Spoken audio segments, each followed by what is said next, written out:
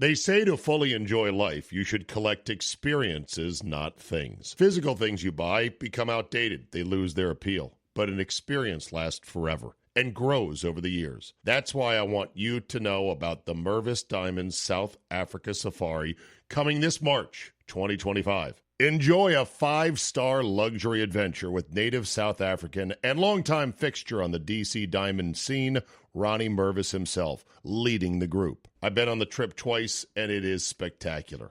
You'll fly to Cape Town, see the legendary Table Mountain, visit wine country and the spectacular coast. Then it's off to the Kapama Game Reserve to see the Big Five in their natural habitat: lion, elephant, Cape buffalo, leopard, and rhino. Finally, a tour of the Cullinan Diamond Mine in Johannesburg to see where the sparkly magic comes from.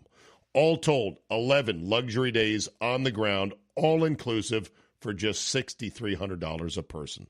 This is it, people. The banger safari trip of a lifetime. I've been twice with Ronnie. You will not be disappointed. I guarantee it. Book now. Space is limited, and it's filling up quick. For more information, go to mervisdiamond.com/safari or call travel consultant John Almeida at 888-722-4872 and tell him I sent you. Remember, life is short. Collect memories, not things. As the leaves turn and the air gets crisp, it is time for some serious action. Bet on Lord football, from heart-pounding college rivalries to the bone-crushing NFL matchups. But that's not all. The ice is getting cold and the courts are heating up. Get in on the NHL face-off and NBA tip-offs as both leagues kick off their seasons. And if you want to get really nuts, bet on the election. Won't that be fun? If you've been waiting for the right time to get in, the time is now. Make your winning move today. Sign up at mybookie.ag. Use promo code ZABE, Charlie, Zulu, Alpha, Bravo, Echo, to be eligible for all promotions. Once again, promo code ZABE to get in on the sweet action. Bet anything, anytime, anywhere with MyBookie. Are there any places that the vice president is overperforming Joe Biden in 2020? So we could show you that as well. We just bring that out here. Harris overperforming in 2020. Holy smokes. There you go. So let this go away and see if there's anything on the east side there. Literally nothing? Literally nothing. Literally not one county? By 3% or more. That is a brutal soundbite to encapsulate the red wave that crushed Kamala Harris on election night. And not to dwell on the election, because I have steered clear of politics. Many of you say good.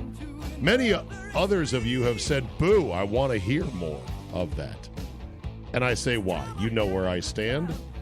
And there are other full-time politics and pop culture and civics type, current events podcasts out there. You don't need me doing it.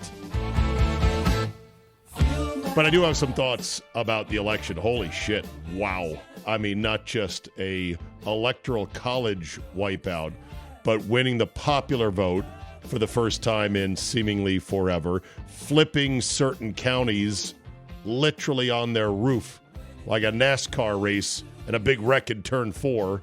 Some incredible stuff happened. And now all three branches. Welcome aboard. Life goes on. I don't know if you had a decent Wednesday or not. If you didn't know what the outcome of the election was, or there was one going on, I bet you wouldn't even notice.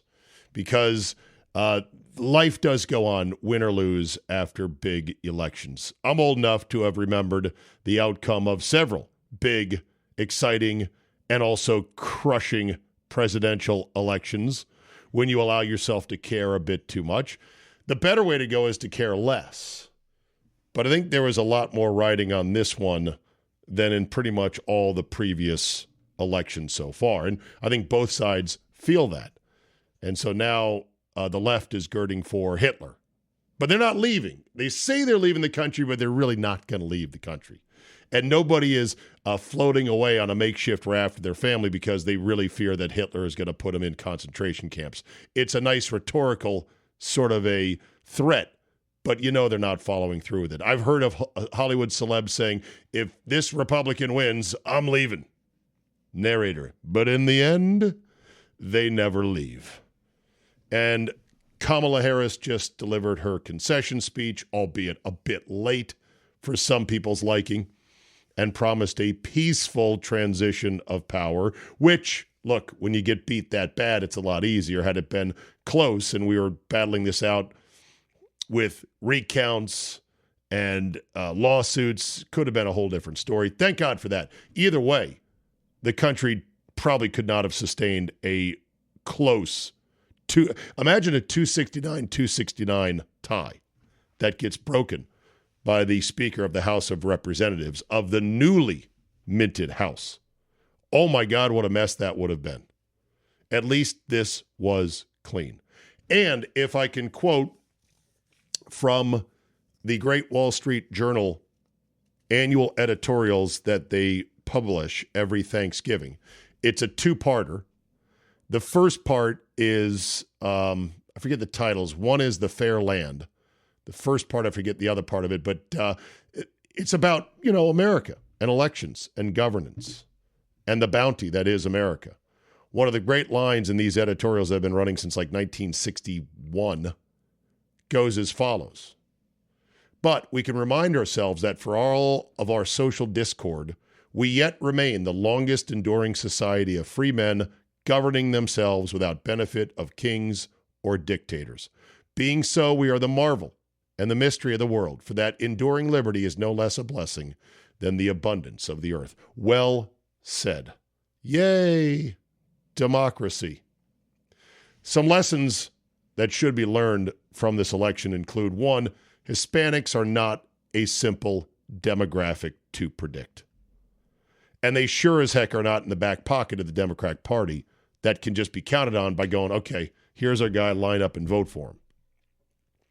I'd say the same thing for the Jewish vote. You can't just write in, well, we had you down for X percent last time. We're going to put you down for the same this time. Wait, what? Because the Jewish vote broke more heavily Republican than in something like 40 years. The black vote, especially black men, voted at a rate for Trump and the Republicans that was far higher than anything in probably my lifetime.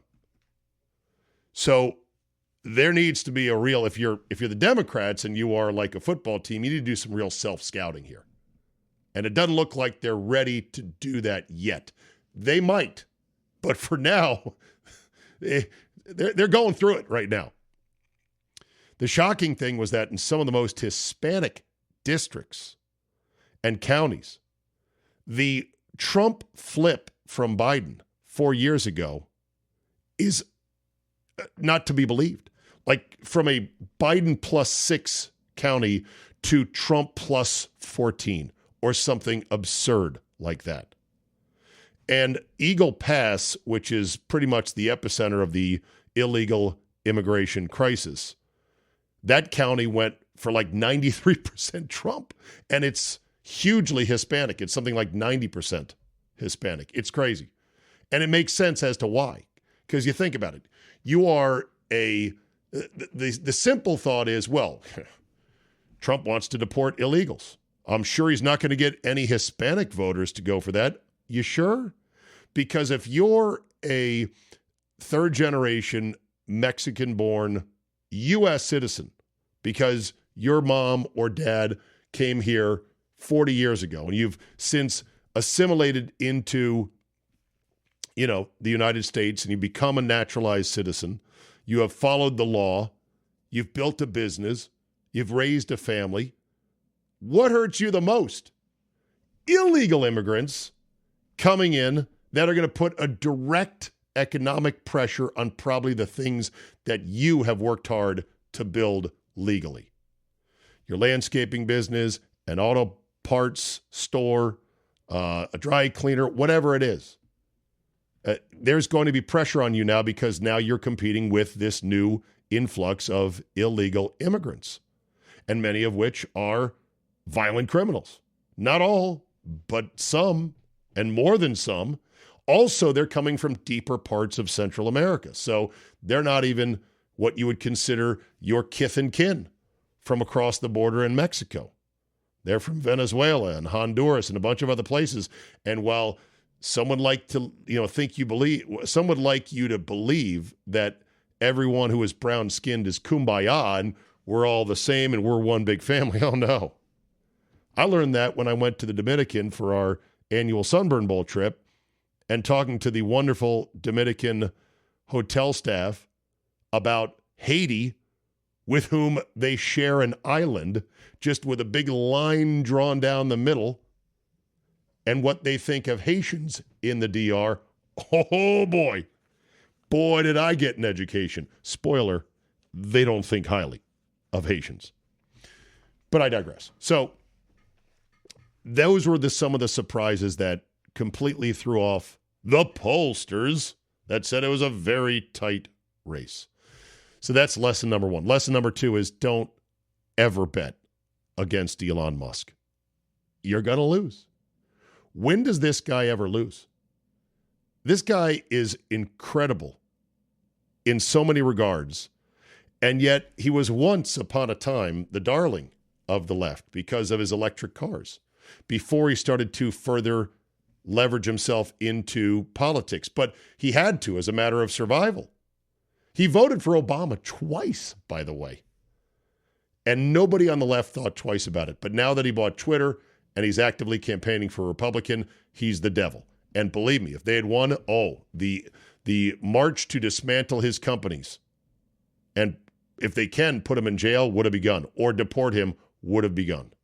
Musk realized this, and he knew that it was an all-in situation, so he had to be. So he went all in. He didn't just say to Trump, here, how much money do you need? All right, I'm going to write you a check for whatever, $50 million, have fun. No, Musk went to Pennsylvania, which he knew was the key battleground state, and he camped out there for pretty much the last month of the campaign. And he got fully involved in all of Trump's political campaigning when he admits, I'm not into politics. I'm a science guy. I'm an engineer. I build companies. I invent incredible things that nobody thinks are possible. I'm not into getting votes, but he realized he had to be all in. And so that's what he did. He put himself all in. Also, his acquisition of Twitter itself was so crucial. And someone joked on Twitter saying, yeah, what an idiot. He paid $40 billion for this app, and all he got was the presidency and both houses of Congress. And a T-shirt, size small.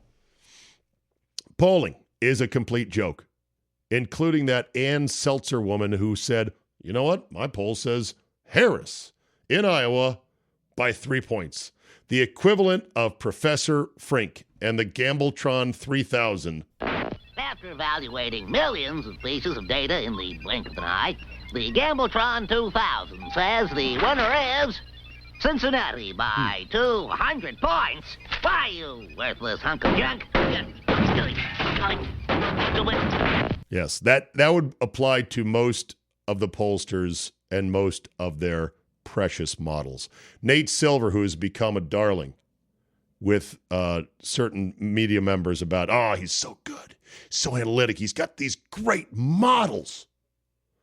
Well, he took his model down on election night and put a note up saying, you know what, I can't capture what's going on right now in this election. The model I have is not fit for this. And then he kind of said, we're just two people, me and this other guy that do this, and it's too much, so take it down. I would like to say that Nate Silver's career is over as a political prognosticator, but they're still going to have him around because a lot of times polls are just to put out something that looks good, to encourage donors to keep spending money, to keep putting good money after bad on a candidate who is doomed to lose. I think that's what Seltzer's poll was in Iowa. So the polling was terrible. There was a couple of exceptions. One was the Atlas Group and Rasmussen, who pretty much nailed it. Polymarket did a pretty good job as well. That's not a polling outfit. It's a global fluid betting marketplace that showed Trump as a pretty decent favorite through most of the last month and a half of the campaign. Now, there was wobbles along the way, and it's still just people betting. And when one French guy who's like a securities trader put a $20 million bet down on Trump. That skewed things greatly. So it's not perfect, but it's probably better than polling because people are putting their money on the line for the outcome of something that is notoriously unpredictable. And then there was this guy, another pollster, who got his lunch handed to him. This is pollster Alan Lichtman, a 77-year-old professor at American University who, along with his son, Sam, shared their stunned reactions in real time as the results rolled in. Lichtman had correctly predicted the outcome of 9 of the 10 elections since 1984. That sounds impressive, although if you don't count last night in the 9 of 10, then I'm guessing he would have missed the Trump upset, the sort of the miracle Haley's Comet slender win in 2016, and then it's not that impressive. I mean, yes, there have been some close-ish ones. Obviously, 2000 is one of them with Bush v. Gore, but Obama won pretty comfortably by midnight each time. So anyway, he was stunned. And here's the thing about some of these pollsters is they're so blind to their own hopeless biases. And while Lichtman is undoubtedly smart in a book sense, he is also a terminal midwit when it comes to understanding what he's actually saying.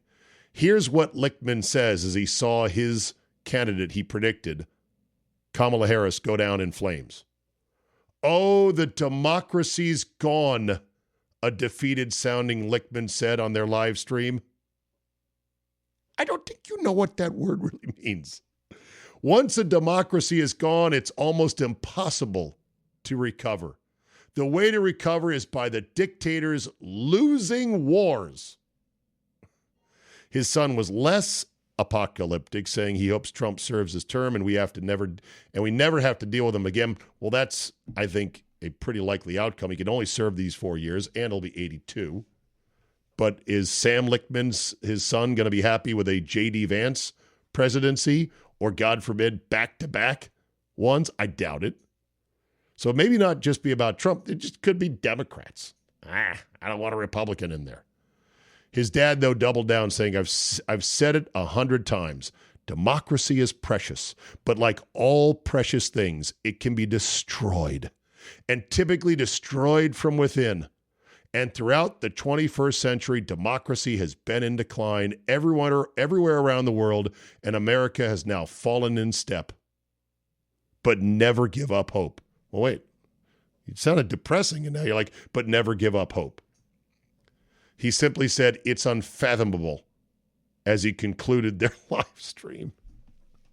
So in other words, Trump, a guy who had everything thrown at him, was nearly assassinated twice, as well as being outspent 3-1 and absolutely hammered by the mainstream media day in, day out, 95% negative coverage. Him getting the free will votes of 51% of the populace that voted. That's democracy dying. So in other words, just losing an election to this guy is, quote, democracy dying. And it's fragile. And once it's gone, it never comes back. But don't give up hope. What an idiot. If you're a football team and you lose like this, you got to be brutal and you got to self-scout. That's what football teams do. And you got to start with, okay, our quarterback, the candidate. Can our quarterback play? Shockingly, there's some on the Democrat side that think their quarterback was good. It's fine. She was great. Some commentators said that Kamala Harris ran a, quote, perfect campaign. Okay. You keep believing that. She was inauthentic, scared out of her wits to speak for more than 5 minutes off prompter, and really could never sell herself, never was able to present herself as a candidate in a natural way that says, look, here's who I am. Hey, here's what I want to do. And you know what? This is my philosophy on how we're going to be able to do it. The basics. They had a terrible quarterback. Also, you got to ask the hard questions about where did we go wrong? What can we do better? And right now, they're not asking any of those questions. They're doubling down, tripling down on things such as, it's the racism, it's the white women, it's the black men, it's misogyny, it's Joe Biden, it's Elon Musk's fault. Or if all else fails, they'll just say it was the Russians. Russians, Russians, Russians. If you're a Democrat voter and you want your team to get better, they better get through this little tantrum phase and do some self-scouting. Get a better candidate and fix the shit that's not working. And maybe re-identify with your core constituency, because Trump, no matter what you think of him personally, is he is an outsider. He's a non-politician. And for my entire lifetime, save for perhaps Ronald Reagan, who was originally an actor, then became president of the Screen Actors Guild, and then ran for governor of California, won that, then won the presidency. Most politicians, they're in politics at a very early get-go because they can't do anything else, or they don't like doing anything else. And as someone once said, politics is Hollywood for the ugly. You can make a lot of money if you get into a right situation, get your ass kissed all the time, you get a certain level of fame.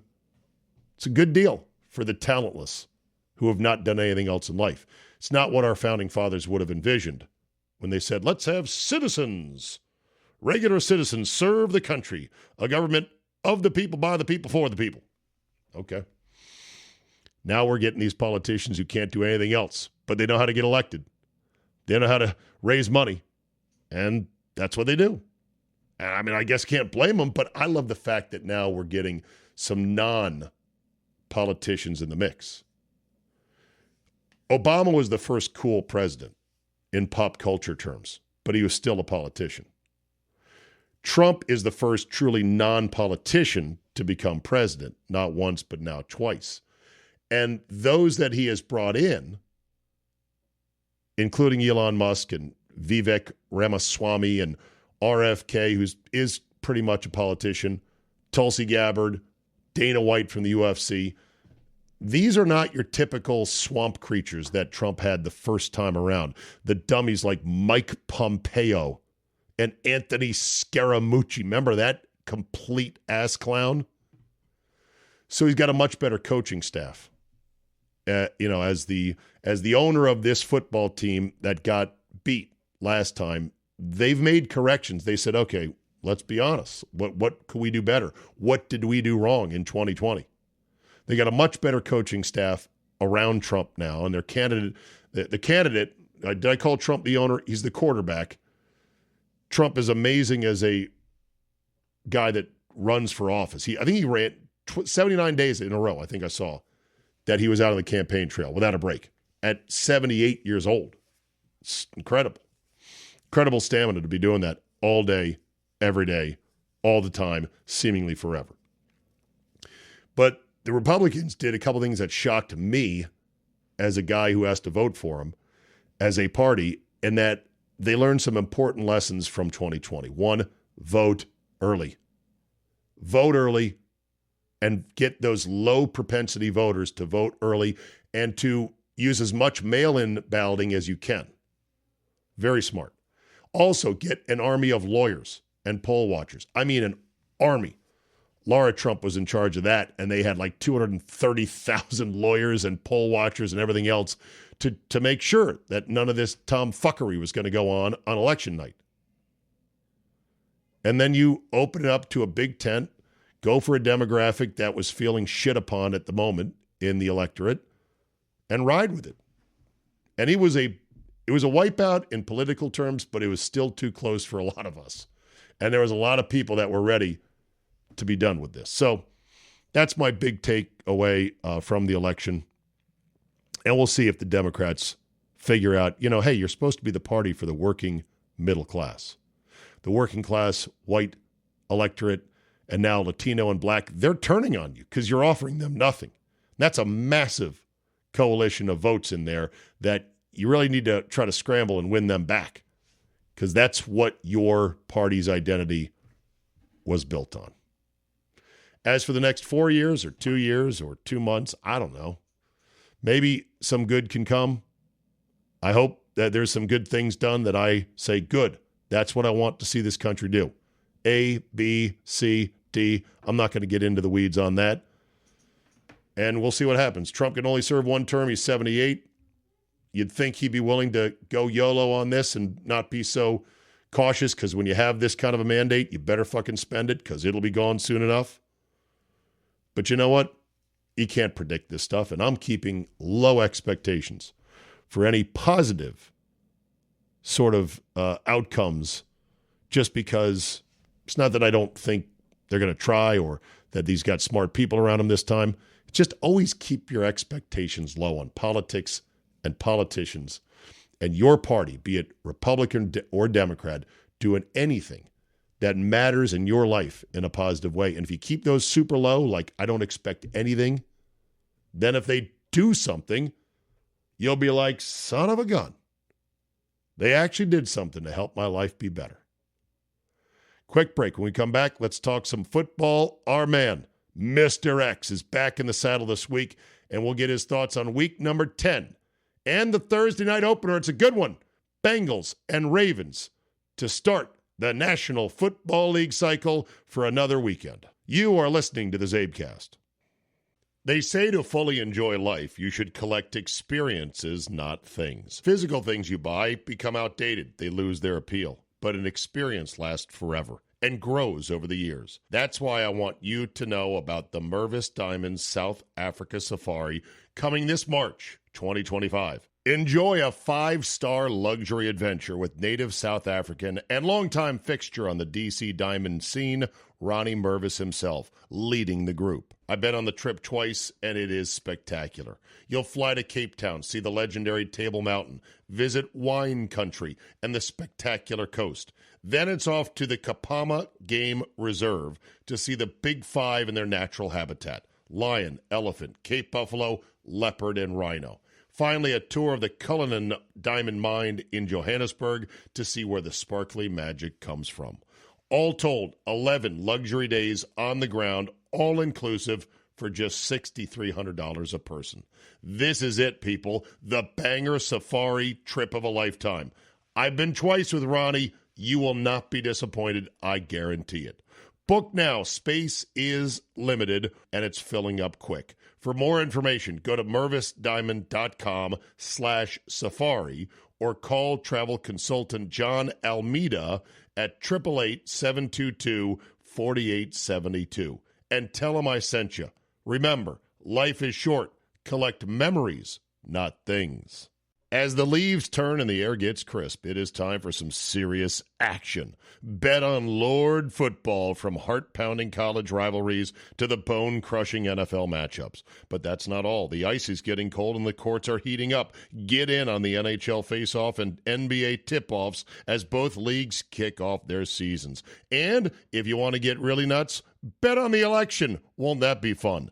If you've been waiting for the right time to get in, the time is now. Make your winning move today. Sign up at mybookie.ag. Use promo code CZABE, Charlie, Zulu, Alpha, Bravo, Echo, to be eligible for all promotions. Once again, promo code CZABE to get in on the sweet action. Bet anything, anytime, anywhere with MyBookie. Hiring with Indeed, your search is over. Indeed is your matching and hiring platform with over 350 million global monthly visitors and a matching engine that helps you find quality candidates fast. Ditch the busy work. Use Indeed for scheduling, screening, and messaging so you can connect with candidates faster. Indeed's matching engine leverages over 140 million qualifications and preferences every day, constantly learning from your preferences. The more you use Indeed, the better it gets. Join more than 3.5 million businesses worldwide that use Indeed to hire great talent fast. And listeners of this show will get a $75 sponsored job credit to get your jobs more visibility at Indeed.com/Zabe. Just go to Indeed.com/Zabe right now and support our show, saying you heard about Indeed on this podcast. Indeed.com/Zabe. Terms and conditions apply. Need to hire? You need Indeed. We'd like to award this year's Pulitzer Prize to Mr. X. Unfortunately, we don't know who he is, so his cash award will be used to feed starving children. No! I'm Mr. X! Gimme! We'll need some proof. Ta-da! He is Mr. X. Thank you, folks. I'll just call myself Mr. X. Yep, you can't go wrong with Mr. X. And he is back after a week off, a bye week of sorts.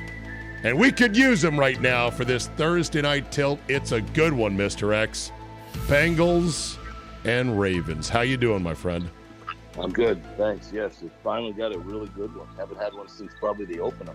Yeah. Now, you sent me your picks after I'd put the pod to bed, but I got them in my email. I will know if you're lying if you try to do that right now.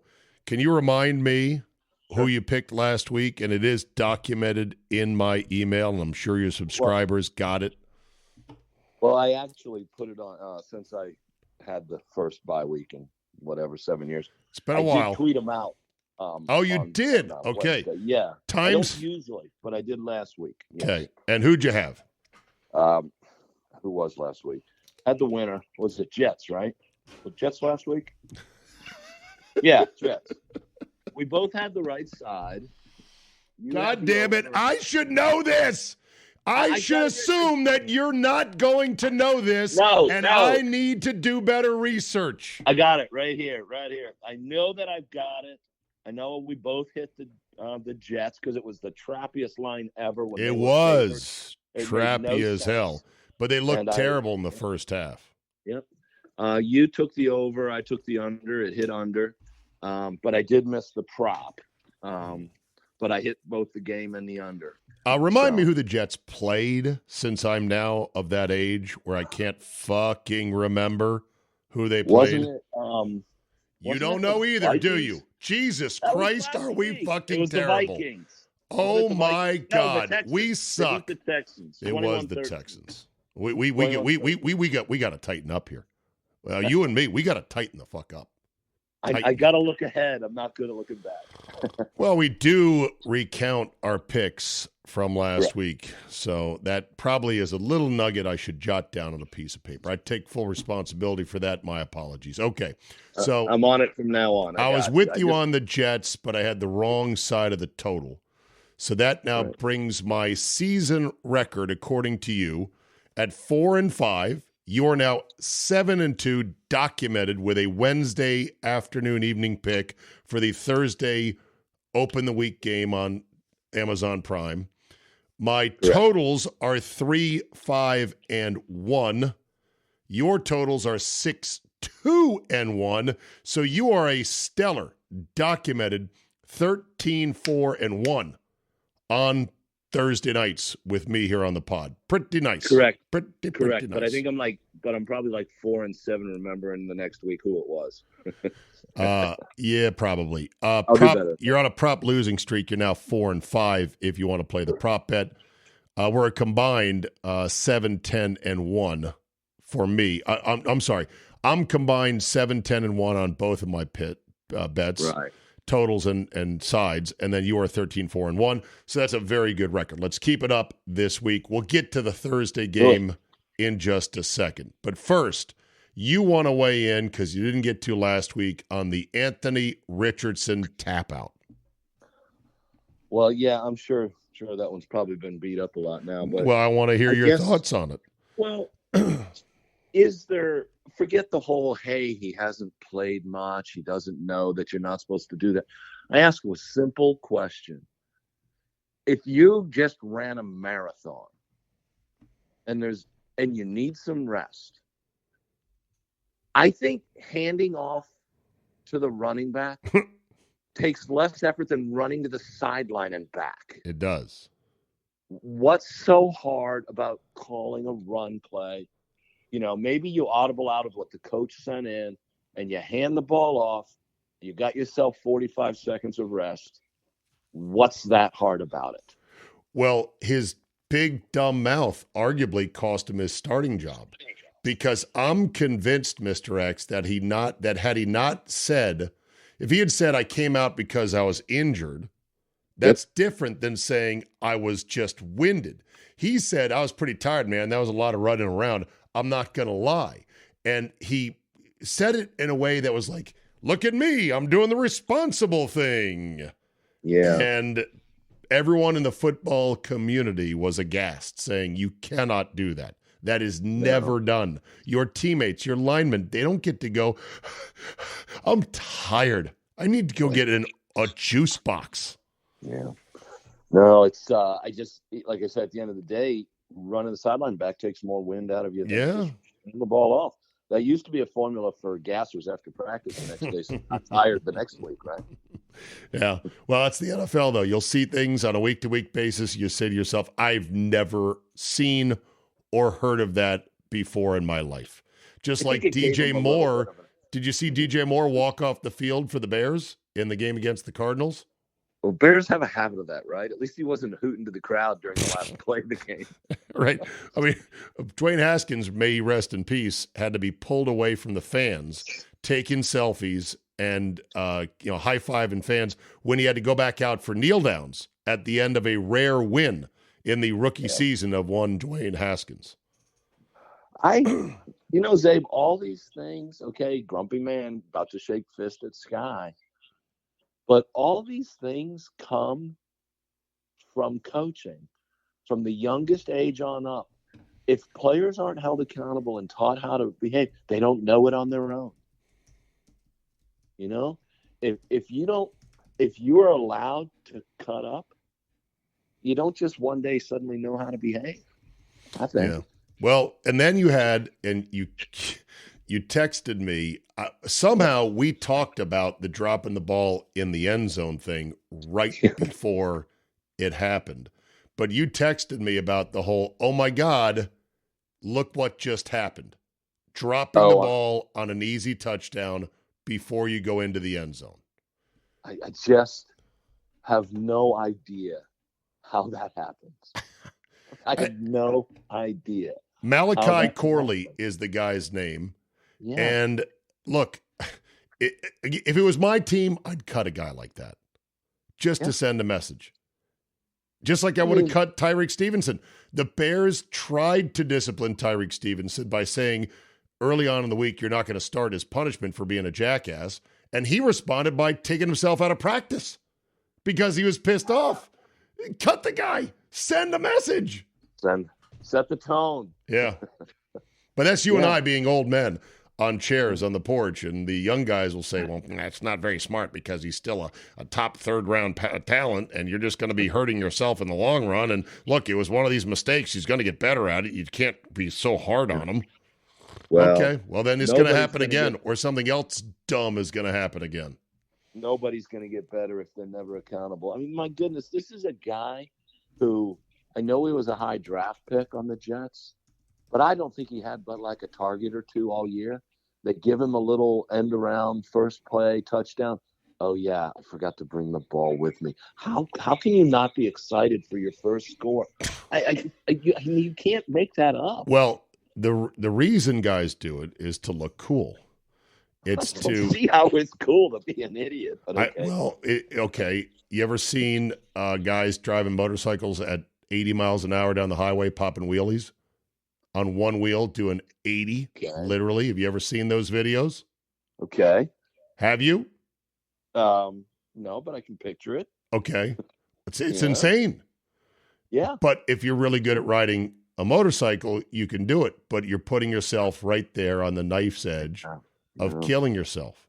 It's risky behavior, but what does it look like? It looks cool.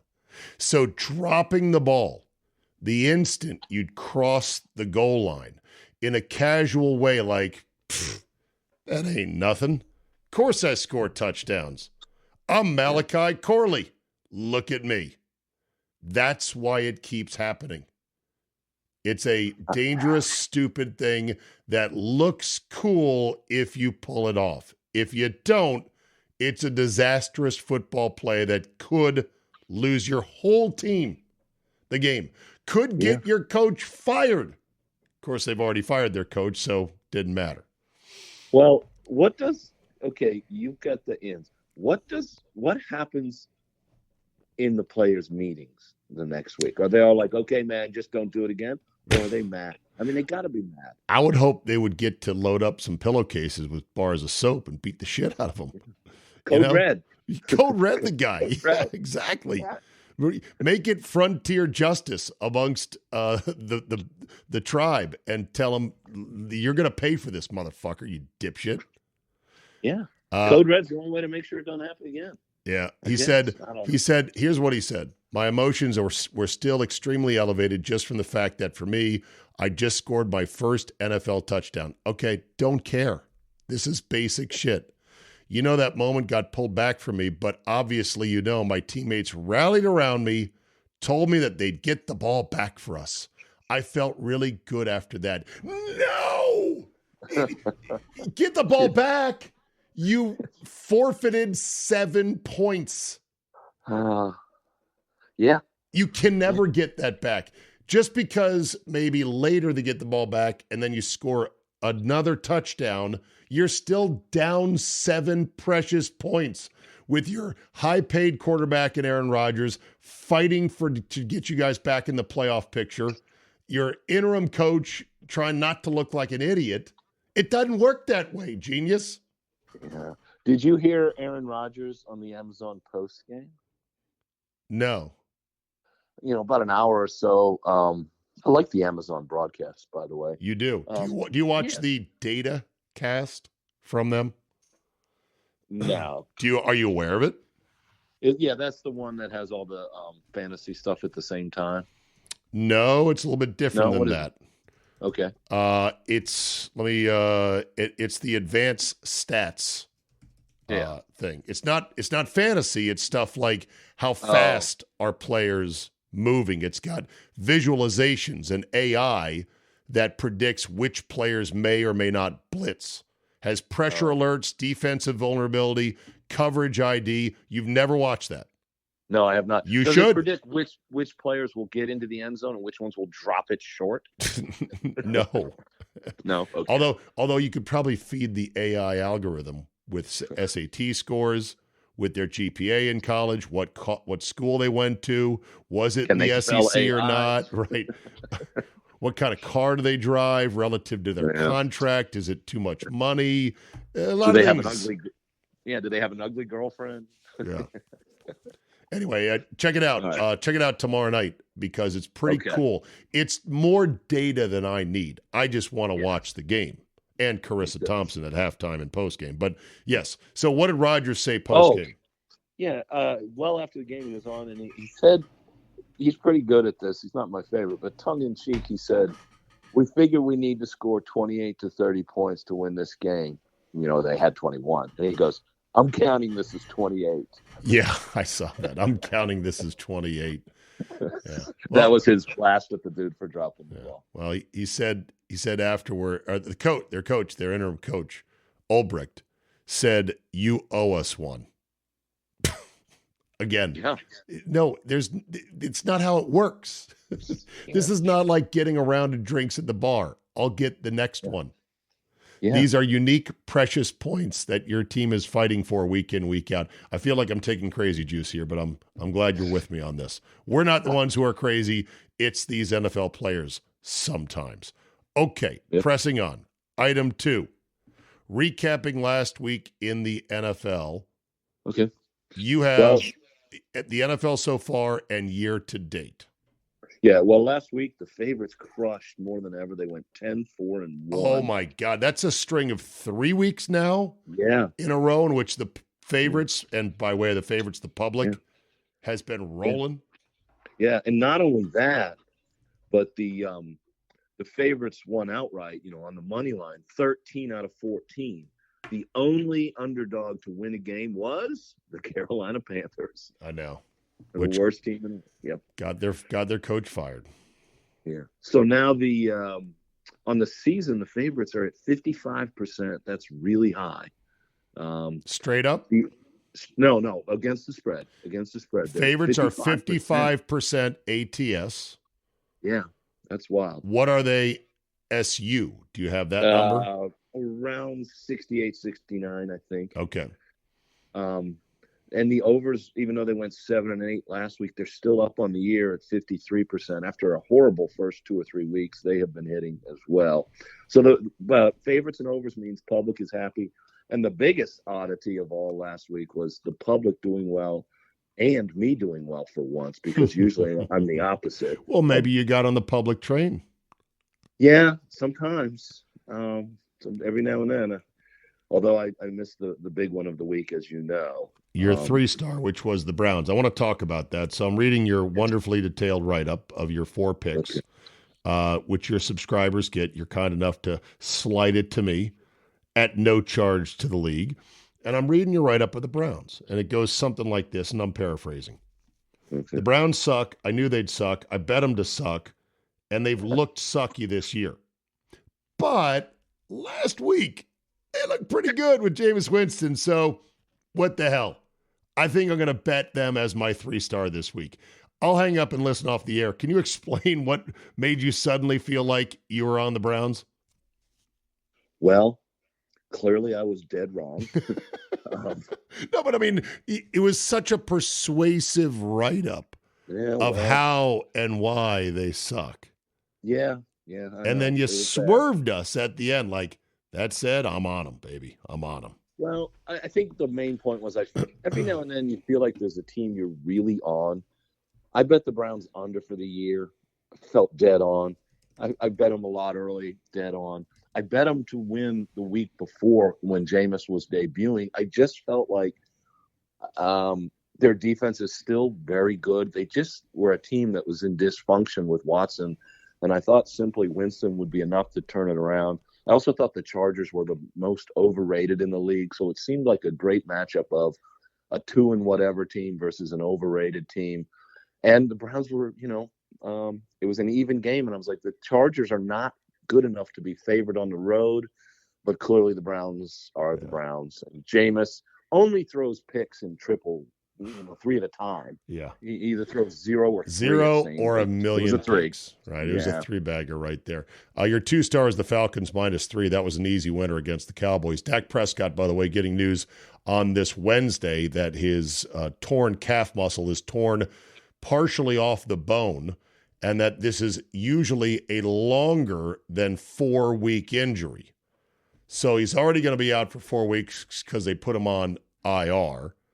And with the Cowboys currently sitting at 3-5, they're cooked, right? Yeah, Cooper Rush can't do much better than 2-2. They're 3-5. Okay. Cowboys hosting the Eagles on Sunday, and they are 7-point home dogs at Jerry World. They go out and get a receiver from the Panthers who is having trouble getting on the field right now in this guy Mingo. And they paid way too much for him, and they shouldn't even be buying at this point. They ought to be selling. But Jerry can't stand for that. So, yeah, and what is with – are we ever going to see Trey Lance? Is he that bad that he can't beat out Cooper Rush? Great question. And I think the answer is he must be. Because you're right, there's no reason not to. Dolphins +7 was your 1-star, and that hit. The Dolphins damn near pulled off the clean upset altogether, but at least they covered comfortably. And then you had the Colts +5 at the Vikings, and that looked like a skinny little backdoor winner until the Vikings scored a late touchdown. Then the Colts teased you down 11, kicking a field goal to make it 8. And they never were able to get the ball back into the end zone. Son of a bitch. Yeah. That was a bad game, by the way. Sunday night's game was a bad game. Oh, it's terrible. Yeah. It looked like, you know what it looked like? Every other Colts game this year. They all stink. They're all boring. Yeah. They just usually lose by 3 or win by 3. But All right. Next up, you have 7 things that bother you about the NFL. And you asked if I have any that bother me, and I felt like responding, how much time do you got? Well, okay, these are I'm not going to say these are, earth-shattering, but man, they bother me. Okay. Number one, okay, the thing this year about the whole crackdown on guns, weapons, whatever, you can't point your finger at a guy, okay? Okay, fine. I don't know the right answer to that, but I know when the Patriots score, there's 6 guys firing muskets, okay? And we talked about this back when these penalties were being doled out. Oh, I missed that. Is there a new one that has happened recently? Because they clipped the Eagles or the Falcons player in the game on the road at the Eagles, the Eagles, and then they won anyway. Kirk Cousins bailed him out, but he almost fucked him. And then I think it happened the following week. Forget who the receiver was. He made finger guns. Yeah. Yeah. And don't you point a finger gun, but we can fire muskets. I mean, I'm not sure I buy that. Oh, and heck, the Buccaneers fire cannons. Mm-hmm. I mean, something about that seems a little odd. Yeah. Okay. All right. That's number 7. Number 6. Top 7 things that grind Mr. X's gears in the National Football League. The misdirection onside kick. Okay. One of the boys asked me last week, because it used to be in the old days when you did onside, you had 10 guys line up over close to the sideline. Right. And the kicker would put it over there and it would be just a melee. Well, for safety, they now can only have 5 on each side of the kicker. Right. Okay, great. We've practiced an onside kick. We need to do the onside kick. The defense is lined up symmetrical, offsetting them, kind of man on man. Mm-hmm. And the kicker who runs towards the ball like he's going to kick it to the right and then fakes and kicks it to the left. Oh, whoa, you fooled us. Like the guys on the left are all asleep because they're not paying attention. And every time they do that, he mishits the ball because he outthinks himself. Just kick the ball, right? Yeah. Why do you have to fake right and go left? Because it's not like the guys on the left are going, "Oh, I'm sorry, coach. I thought he was kicking to the other side. I wasn't trying." I don't think that fools anybody, but Nobody. It would not be the first time a football coach has been accused of using virtual voodoo just to try to get some sort of mystical advantage that doesn't even exist. Number 5, things that grind Mr. X's gears about the National Football League. What is with the pylon cam? Why is there a pylon cam some games and not others? I thought they put them in for every game. Well, there's been so many plays where they don't have a goal line shot, and you say, where's the pylon cam? Burton, the Jet on Thursday night, when he dropped the ball, for a while, I thought they were going to say there's no good angle. You can't hit. But a couple weeks ago, when Kyle Pitts dropped the ball short of the goal line, they let it stand because there was no shot down the goal line. Right. And I'm like, where's the pylon cam? Sometimes you have it, sometimes you don't. I'll have to do some digging on this. When the NFL, when the pylon cam was first invented, or first pioneered, I don't want to say invented, but someone said, hey, we could put a camera in the pylon. I remember John Mara of the Giants, dickhead that he is, say to like Peter King in Football in America, his column, well, we don't necessarily want to approve that as an official camera for reviews because we don't know if we can afford it, basically. Oh, he yeah. said. Yeah. So we got pylon cams in half the parks, but we don't have enough money for the rest. That's serious? what he said, something to that effect, and I lit his ass up going, are you goddamn kidding me?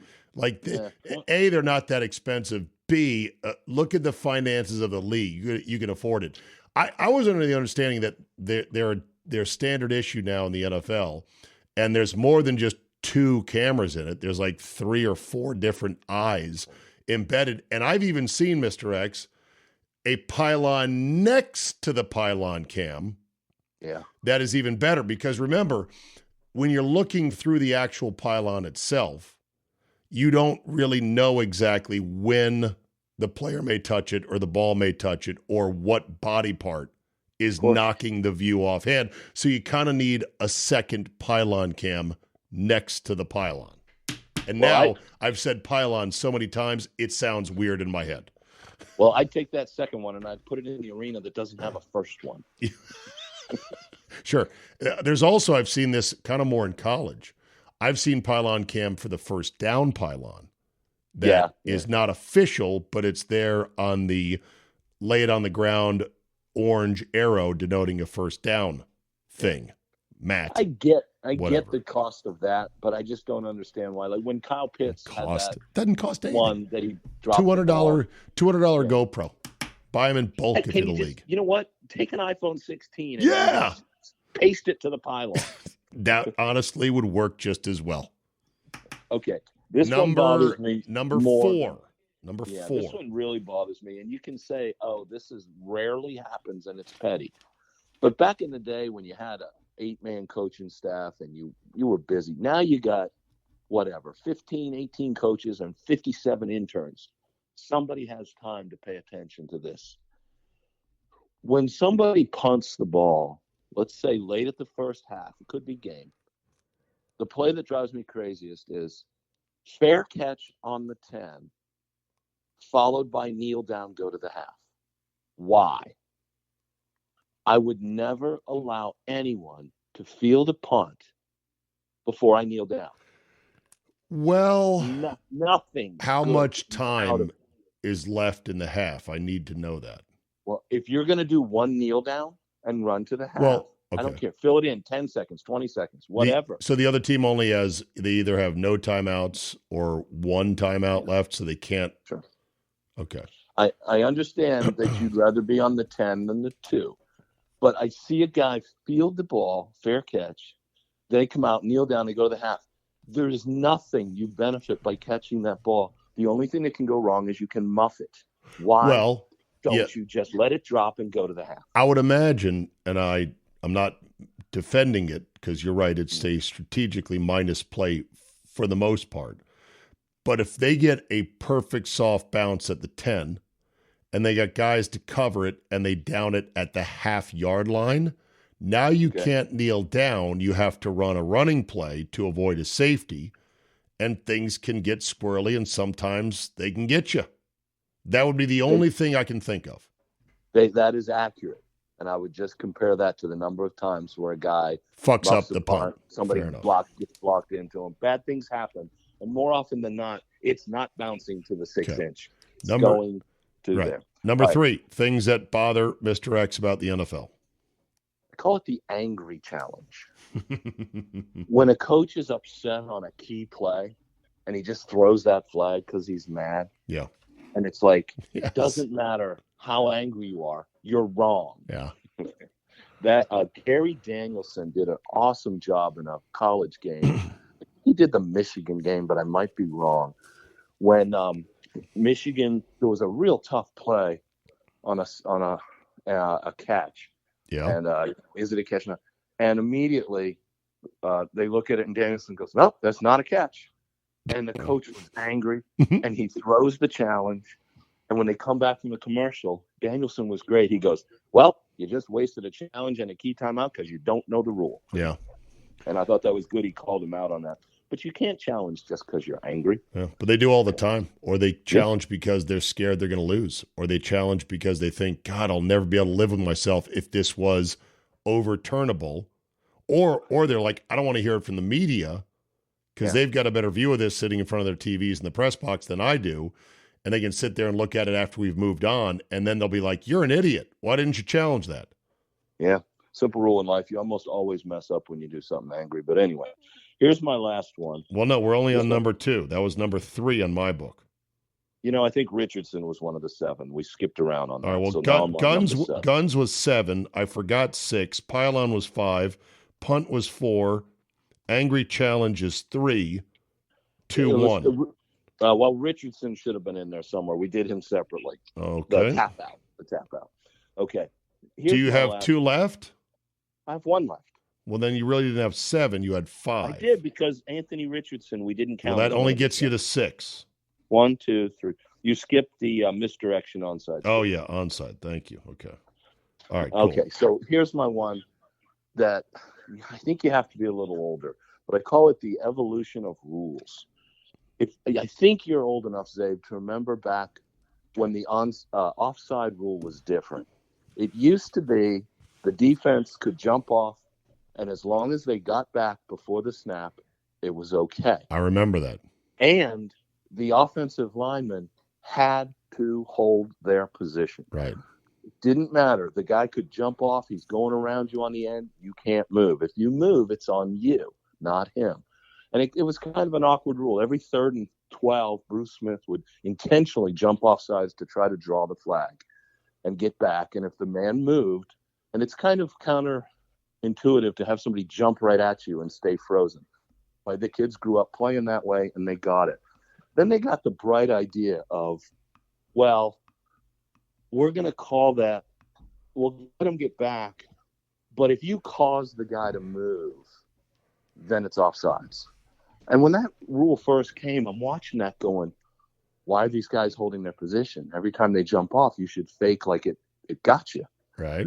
And it took about 2 or 3 years before they started doing it, like where you back up a step and point like, oh, he fooled me. Like, it's a fake. You don't even have to respond in real fluid time to the encroachment is what it's called. Yes. Encroachment. And now the same thing is in the midst of happening, and it's taken a couple of years, and it's finally starting to happen. I know what you're going to talk about. The substitution rule? Well, all right, there's that. I was going to say 2 coaches now in the last 2 weeks, one in college, one of the pros, have taken a intentional 12 men on the field penalty to give the other team a first down on 2nd and less than 5, so they don't waste 2 more 40-second chunks of time in the final 2 minutes running a 2nd down and 3rd down play. Yep.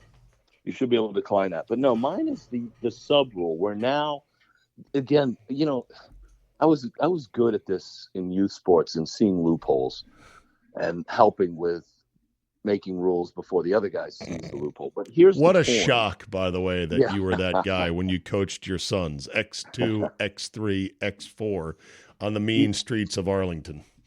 Fairfax. But by the way, you never remember X1. He's always left out. Oh, sorry. X1. X1, 2, 3, and 4.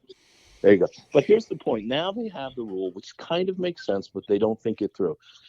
If the offense subs, the defense is allowed to sub. Mm-hmm. Okay.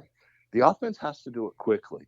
They've learned finally that if the offense is a little late, and I don't mean really late, just a little late, like they sub and the ref stands over the ball, there's 25 on the play clock.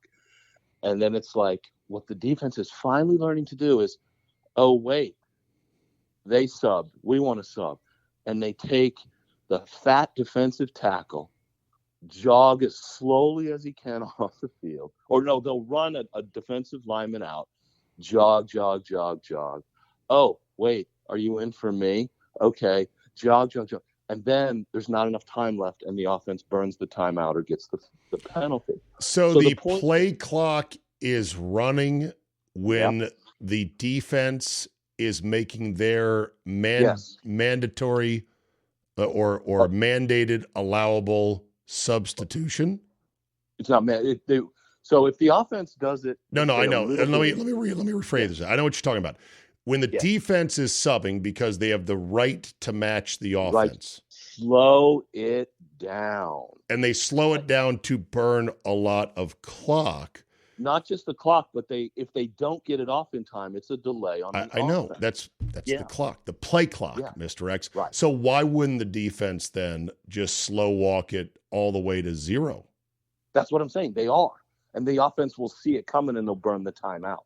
And as you know, making them burn the timeout is a valuable part of the game. Okay. Well, then I'm not sure you're explaining how that works accurately, because otherwise, every time an offense wanted to sub out a position group, the defense could take as long as they want and then force a delay of game.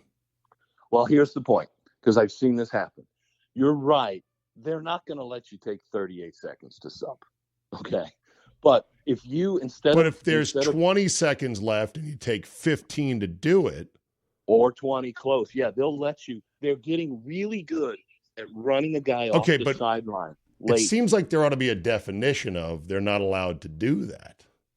Yeah, well, the point is, let's do it better. Let's say the offense runs their sub out there at 30 instead of 40. Right. Okay, 30, 29, 28. The ref runs in and hovers over the ball. And then Don't they stop the play clock at that point? No, the play clock runs. Okay. All right. And so then what happens is the defensive coach is smart enough to go, Johnson, you're in. And he slow jogs it out there. All right. And then they look around and they slow jog it off. And now we're down at 3-2-1, and it's either a penalty or they waste their timeout. It took them a long time to realize, don't be in a hurry to sub on defense. Take as long as you can, and they'll burn their timeout. All right. I need to look more closely at that exchange and maybe talk to one of my referee friends about the mechanic of it, because either I'm missing something or maybe you're not quite describing it right, because it seems like there'd be a way to game it so that you could cause a delay a game every time. That's the point. If the key is the offense usually does it rapidly. If they're at all late, then the defense can game it and draw the delay or draw the timeout. Okay. I saw it happen 3 times in college this weekend. Oh, okay. So this was in college. But it's the same rule. The pros are a little slow to get. Okay. All right. Yeah. All right. Fair enough. That's okay. That's my list of things that bug me. Okay. We'll keep a fresh list as new annoyances crop up as the season goes on, which they surely will. This week in the NFL, the first annoyance of the weekend begins in Germany with maybe one of the worst games of the year, the 2-7 Giants and the 2-7 Panthers from Allianz Arena in Munich, where the Giants are 6.5-point favorites over the Panthers. Yeah, if there's ever a don't worry about getting up early Sunday game, that's a one. Early, it's 9:30 a.m. East Coast time. That's early for you?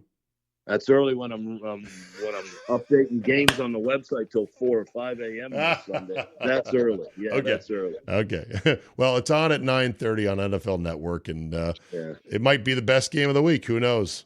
Two ugly teams bumping uglies in Germany.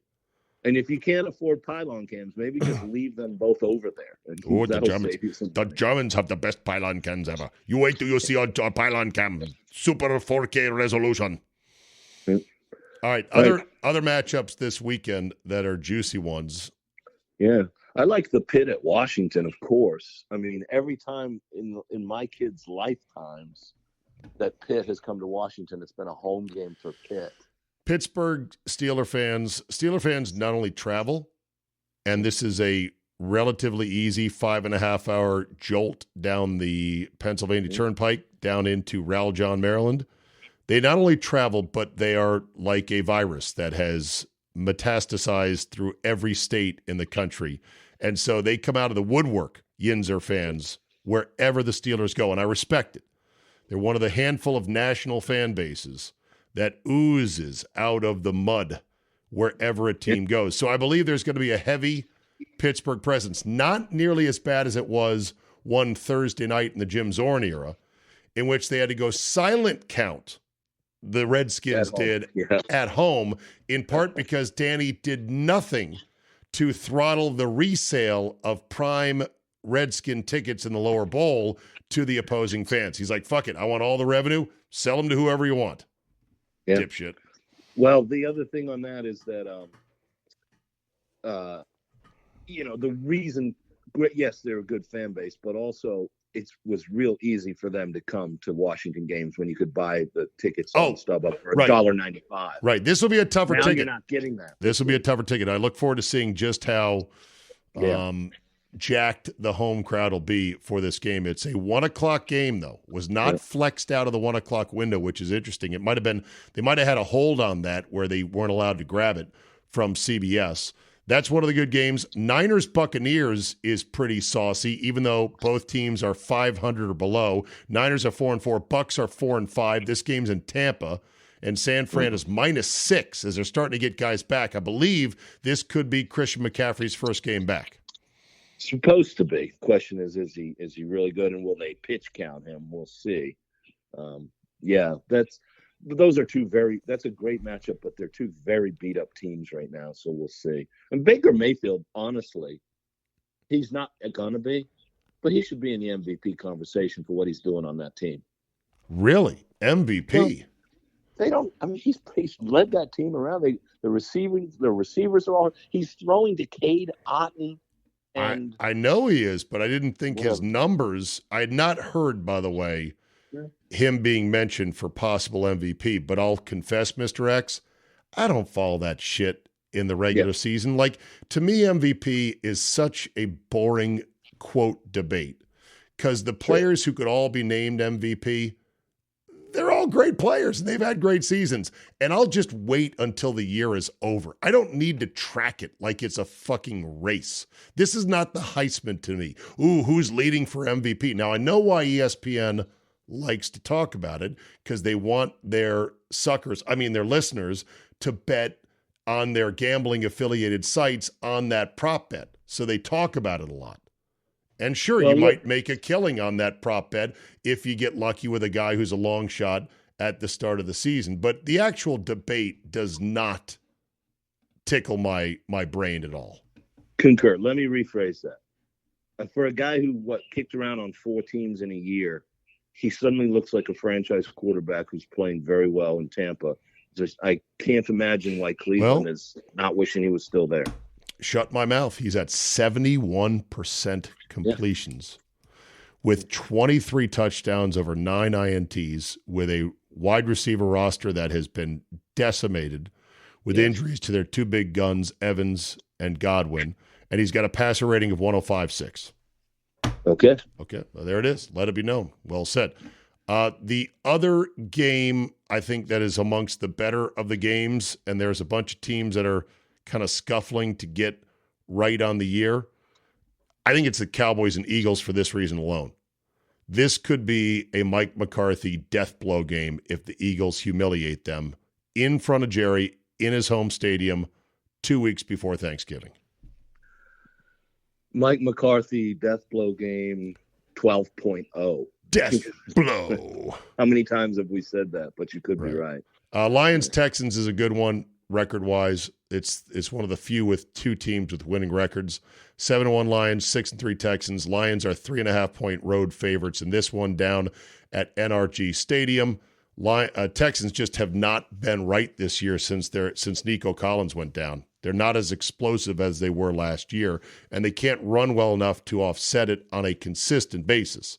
There are times in which the Bengals running back that they got, Mixon, has been good, but he's just come back after, a pretty serious injury, so he's kind of getting it going. But there's a game for you right there as the Lions try to press their record to 8-1. Are they the best team in the NFL right now?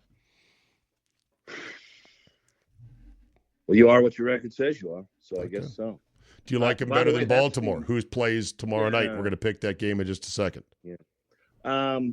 I probably lean to Baltimore being better. Okay. But by the way, that Detroit at Houston was my preseason Super Bowl clash, Detroit and Houston to make it, so we'll see. Oh, all right. And that's what you're sticking on for the bowl, huh? Well, as they say, I'm not allowed to change it. So, right, you got it, and you're on it. Yeah. All right, let's get to the matchup on Thursday night. Let's talk about it. Let's go ahead and pick it. The Bengals at the Ravens in Baltimore, and the number is 5.5. Baltimore. Yeah, I'm seeing 6 pretty much now, but it'll be 6. And this is Baltimore's 6-3, but they're 6-1 after that horrible start. They are. Whoa! Slow down. Sorry. The Bengals or the Ravens? Ravens. Didn't I say Baltimore? Sorry. You might have. I might have misheard you. I just want to be clear on this. Okay. So the Ravens are 6-3, and they started out 1-2. 0-2. 0-2. Okay, so they're 6-1 since an 0-2 stumble. They also feature the quarterback with the most touchdowns in the league passing in Lamar Jackson with 20. And Derrick Henry has 11 touchdowns rushing. That is also leading the league. Not often you get both of those on one team. They are an explosive group on offense.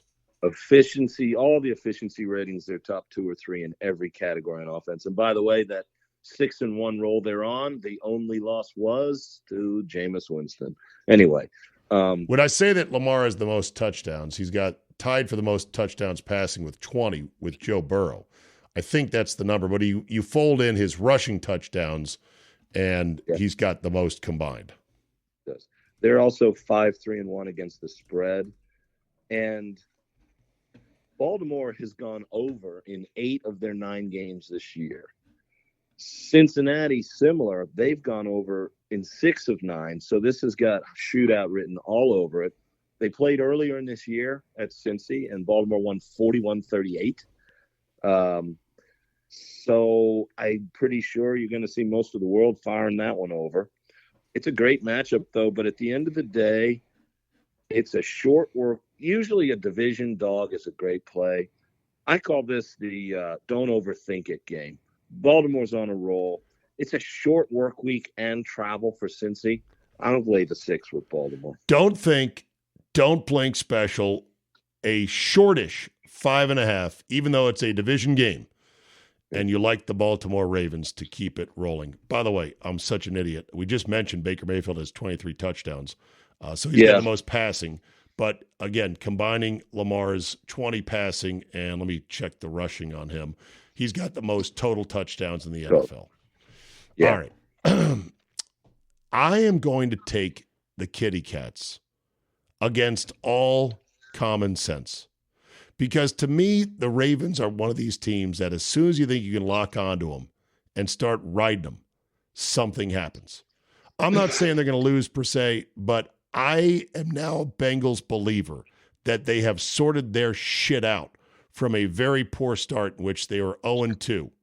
I think they were 0-2, or they got stumbling out of the gate for sure.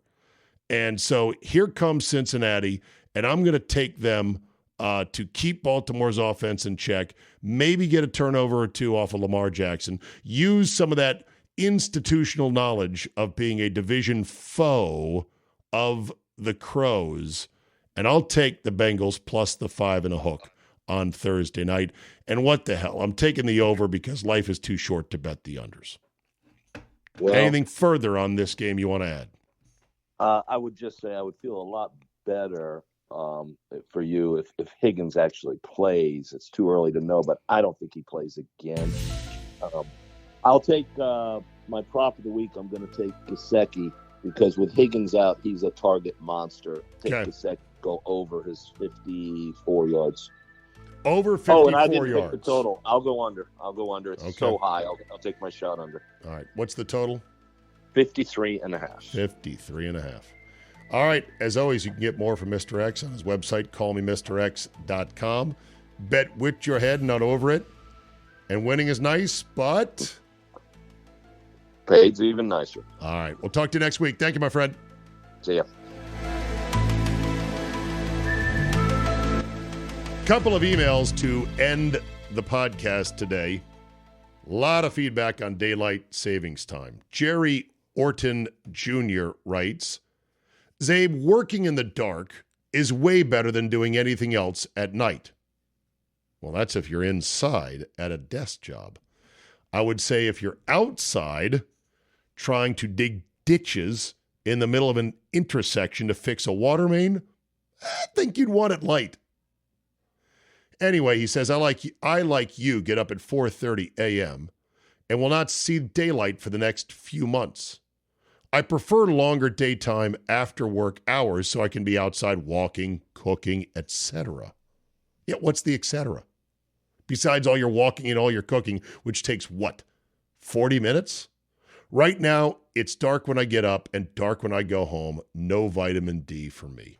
Well, I'm sorry to hear that about your schedule.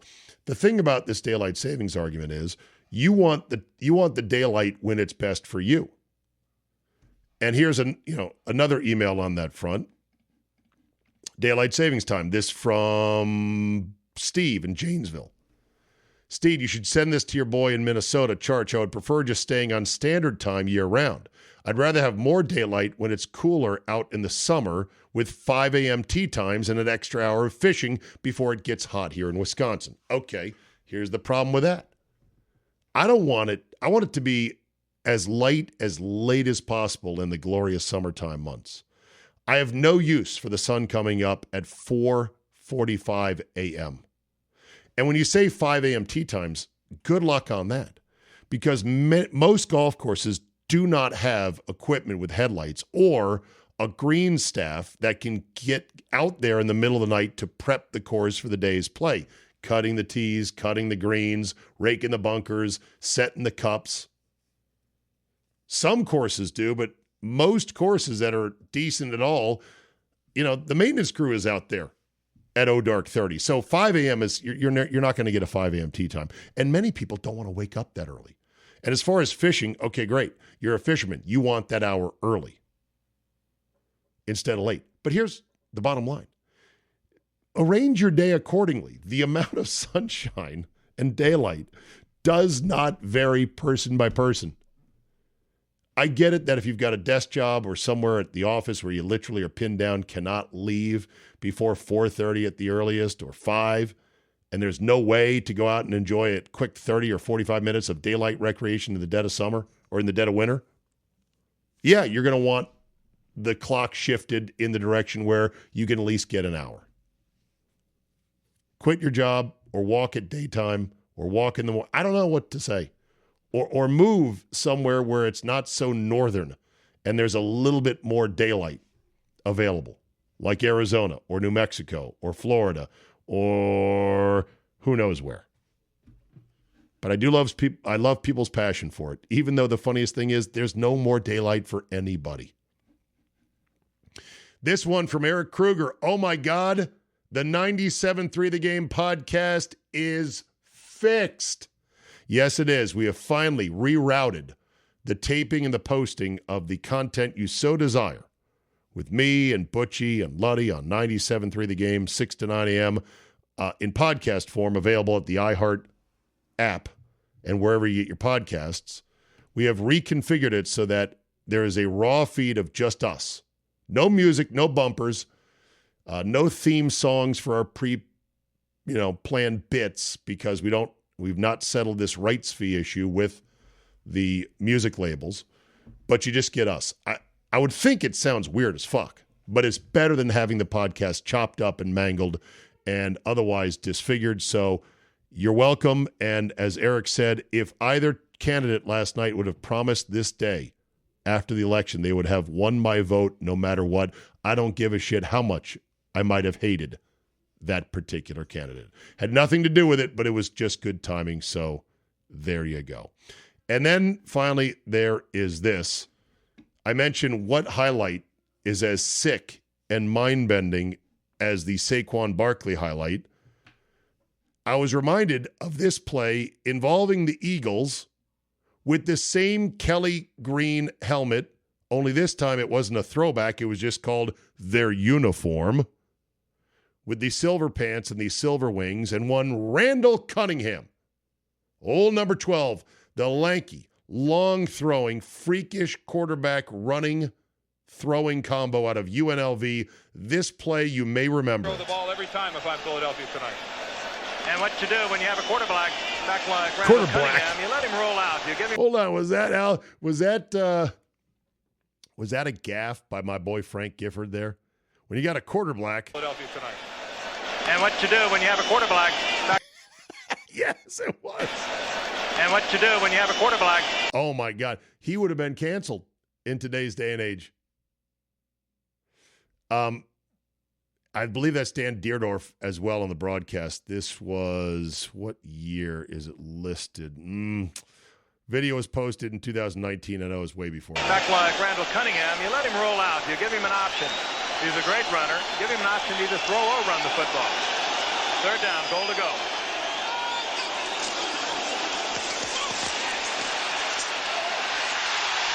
Look at that agility. That's something special right there. Jimmy Giles, the receiver. Cunningham, by all rights, hit by Carl Banks. And he should have been down. He maintained his balance. We talked about his athleticism. And he fires in the corner. Beautifully executed rollout. Terrible call right there by Gifford. But, of course, Gifford was supposed to be a color man, not a play-by-play guy. He did play-by-play briefly, or for a period there on Monday Night Football. And Randall Cunningham got blasted by Carl Banks right in the knees and the thighs on that sprint out and absorbed the hit. And because Banks didn't wrap him up, was able to kick his legs out, put his right arm down like it was a kickstand, and pop right back up to throw a touchdown. A truly incredible play. So thank you for bringing that up. I had forgotten about it, but that certainly qualifies. Craig Sharmolai with the submission there for one of the great all-time highlights in NFL history. That's a wrap for me tonight and Mr. X. Thank you so much for listening. If you would like to join us on Friday's pod, well, come on, but I need $5 first. Fridays are part of the premium package, and it involves me, Scott Lynn, Steve Solomon, the old gang together again from Fox Sports Radio days. And if you buy a year in advance, you get 12 months for the price of 11. What a bargain. For a mere $4.33 or something like that, you get me on Fridays. Plus, you get the Monday through Thursday podcasts ad-free. So you got that going for you, which is nice. But wait, there's more. You also get them early when they're posted the evening before I go to bed. So what's stopping you? Just go to czabe.com/premium and sign up today. Thanks for listening. Rate and review. Tickle the algorithmic gods, and we will see you next time.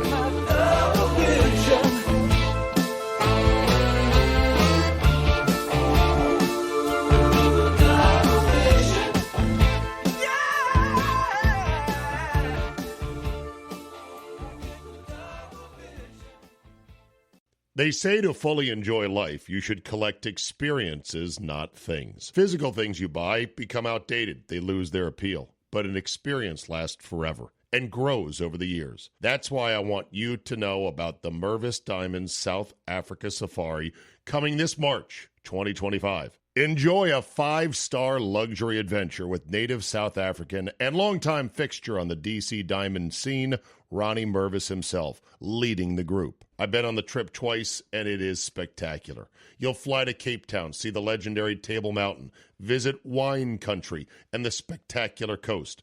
Then it's off to the Kapama Game Reserve to see the Big Five in their natural habitat: lion, elephant, Cape buffalo, leopard, and rhino. Finally, a tour of the Cullinan Diamond Mine in Johannesburg to see where the sparkly magic comes from.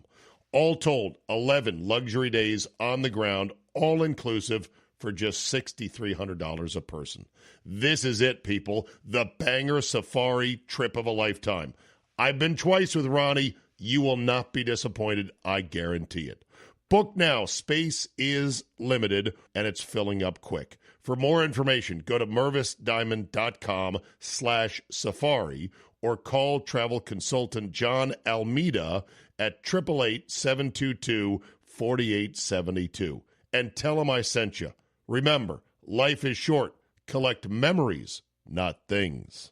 As the leaves turn and the air gets crisp, it is time for some serious action. Bet on Lord football, from heart-pounding college rivalries to the bone-crushing NFL matchups. But that's not all. The ice is getting cold and the courts are heating up.